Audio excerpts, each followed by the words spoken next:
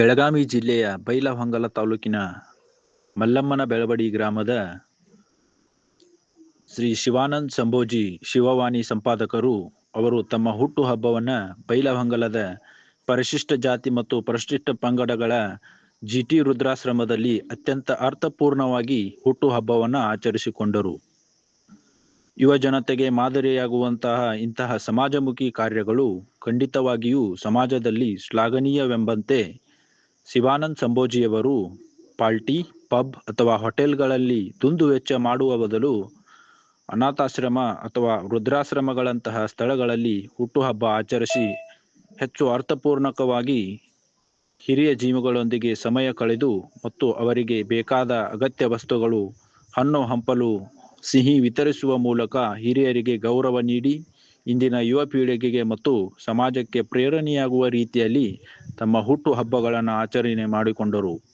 ಶಿವಾನಂದ ಸಂಭೋಜಿ, ಸಿದ್ದು ಕೊತ್ತಲ್, ಮುಸ್ತಾಕ್ ಹತ್ತಿಕಟಗಿ, ಬಸವರಾಜ್ ಕುದುರಿ ಉಪಸ್ಥಿತರಿದ್ದರು. ಬೈಲಹೊಂಗಲ ತಾಲೂಕದ ಬೆಳವಡಿ ಗ್ರಾಮದಲ್ಲಿ ಇರ್ತಕ್ಕಂಥ ನಮ್ಮ ಪತ್ರಕರ್ತರಾದ ಶಿವಾನಂದ ಸಂಭೋಜಿ ಅವರು ಇವತ್ತು ಹುಟ್ಟುಹಬ್ಬದ ನಿಮಿತ್ತವಾಗಿ ನಮ್ಮ ಬೈಲಹೊಂಗಲದಲ್ಲಿ ಜಿಟಿ ರುದ್ರಾಶ್ರಮಕ್ಕೆ ಬಂದು ನಾವು ಬಾಳೆಹಣ್ಣು, ಅನ್ನ ಹಂಪಲುಗಳನ್ನ ಹಾಗೂ ಸ್ವೀಟನ್ನ ವಿತರಿಸಲಾಯಿತು. ಅದೇ ರೀತಿಯಾಗಿ ಇವತ್ತು ರಮೇಶ್ ಚಿಕ್ಕಪ್ಪ ಅವರಂತ ಅಣ್ಣರದಾರ, ಅವರು ಕೂಡ ನಮ್ಮ PSR ವುಮನ್ ರೈಟ್ಸ್ ಮಾನವ ಹಕ್ಕು ಆಯೋಗದೊಳಗ ಸಂಘಟನೆ ಒಳಗೆ ಅವರು ವಿಲೇಜ್ ಅಧ್ಯಕ್ಷರಾಗಿ ನಾವು ಆಯ್ಕೆ ಮಾಡಿದ್ದೇವೆ ಅವ್ರನ್ನ. ಅವರ ಮಗನ ಹುಟ್ಟುಹಬ್ಬದ ನಿಮಿತ್ತ ಕೂಡ ಅವರು ಇವತ್ತು ಸ್ವೀಡನ್ನ ಕೊಟ್ಟು ಇವತ್ತು ಅವರ ಇದನ್ನ ಮಾಡಿದ್ರೆ ವಿತರಿಸಿರು. ಅದ ಮುಖಾಂತರ ಇವತ್ತು ಶಿವಾನಂದ ಹಾಗೂ ಅವರ ನಮ್ಮ ರಮೇಶನವರ ಮಗನಾದಂತ ವಸಂತ ರಮೇಶ್ ಚಿಕ್ಕಪ್ಪ ಅಂತ ಹೇಳಿ ಅವರ ಹುಟ್ಟುಹಬ್ಬ ಸಲುವಾಗಿ ನಾವೆಲ್ಲ ಇವತ್ತು ವೃದ್ಧಾಶ್ರಮಕ್ಕೆ ಬಂದು ಹಣ್ಣು ಹಂಪಲವನ್ನ ವಿತರಿಸಿ ಈ ಕಾರ್ಯಕ್ರಮವನ್ನ ಒಂದು ಯಶಸ್ವಿಗೊಳಿಸಿದ್ದೇವೆ.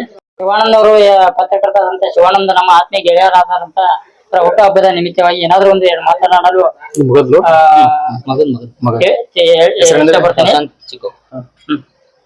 ಇನ್ನು ಎಲ್ಲರಿಗೂ ನಮಸ್ಕಾರ. ಏನು ನನ್ನ ಹೆಸರು ಶಿವಾನಂದ ಸಂಭೋಜಿ ಅಂತ. ಇನ್ನೊಂದು ನಂದು ಇವತ್ತು ದಿವಸ ಒಂದು ಹುಟ್ಟುಹಬ್ಬ ಕಾರ್ಯಕ್ರಮ ಇತ್ತು.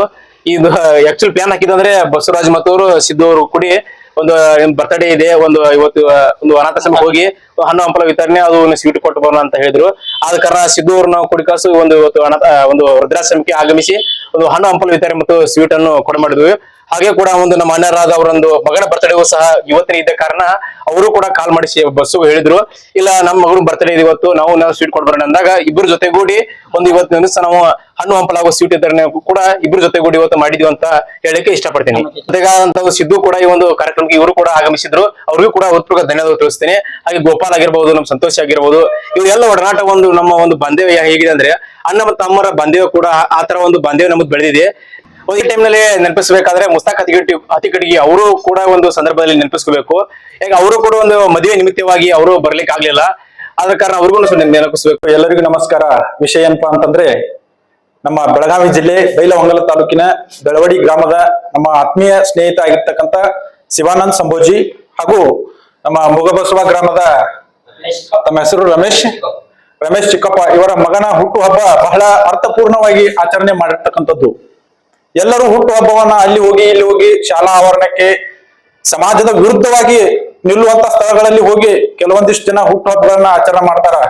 ಆದ್ರೆ ಇವರ ಒಂದು ಹುಟ್ಟು ಹಬ್ಬವನ್ನ ವೃದ್ಧಾಶ್ರಮಕ್ಕೆ ಹೋಗಿ ವೃದ್ಧ ದಂಪತಿಗಳಿಗೆ ಅಲ್ಲಿ ಹೋಗಿ ಅವರಿಗೆ ಹಣ್ಣು ಹಂಪಲ ವಿತರಣೆ ಮಾಡೋದರ ಮುಖಾಂತರ ಮಾದರಿ ಹುಟ್ಟು ಹಬ್ಬವನ್ನ ಆಚರಣೆ ಮಾಡಿ ಈಗಿನ ಒಂದು ಯುವ ಸಮೂಹಕ್ಕೆ ಮಾದರಿಯಾಗಿ ಹುಟ್ಟುಹಬ್ಬ ಆಚರಣೆ ಮಾಡಿರ್ತಕ್ಕಂಥದ್ದು ನೀವೆಲ್ಲ ನೋಡ್ಬೋದು.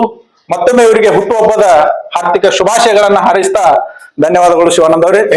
ಧನ್ಯವಾದಗಳು ಸರ್.